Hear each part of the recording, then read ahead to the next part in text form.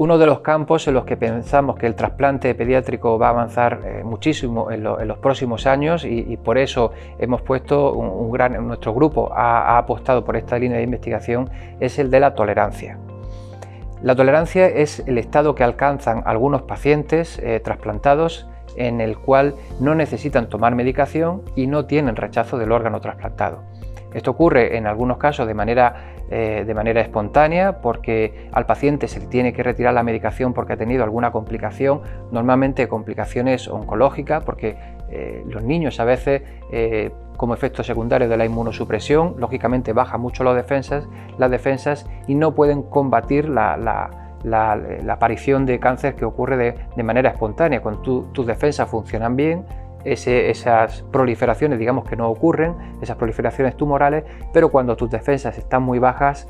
no tienen freno, de manera que con frecuencia desarrollan el llamado síndrome linfoproliferativo o tumores relacionados como el linfoma. En estos pacientes la primera medida muchas veces es minimizar o retirar la inmunosupresión, y entonces en ese escenario puede ocurrir un rechazo. Cuando no ocurre un rechazo y el paciente sigue sin tomar inmunosupresión, decimos que ha alcanzado un estado de tolerancia, es decir, convive de forma pacífica en lo que siempre decimos que es una guerra entre las defensas del órgano trasplantado y las del propio paciente, pues se llega a un estado de convivencia pacífica sin necesidad de tomar medicación. Eso es lo que llamamos tolerancia.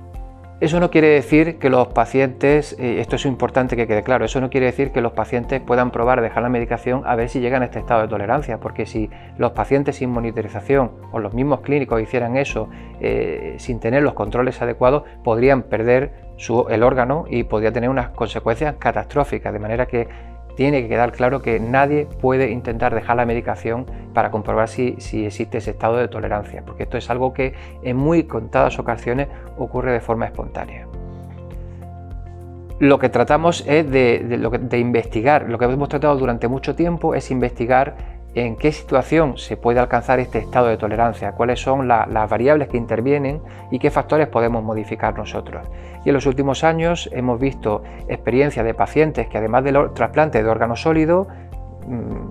pulmón, corazón, hígado, riñón, después de un trasplante de órgano sólido por alguna otra enfermedad necesitaban un trasplante hematopoyético. Es lo que se llamaba antes un trasplante de médula ósea, pero un poco más refinado, de la forma un poco más sofisticado, que es de la forma que se hace habitualmente, es un trasplante más selectivo. Pues estos pacientes en los que se ha hecho un trasplante de órgano sólido y un trasplante hematopoyético, sobre todo cuando ambos proceden del mismo donante,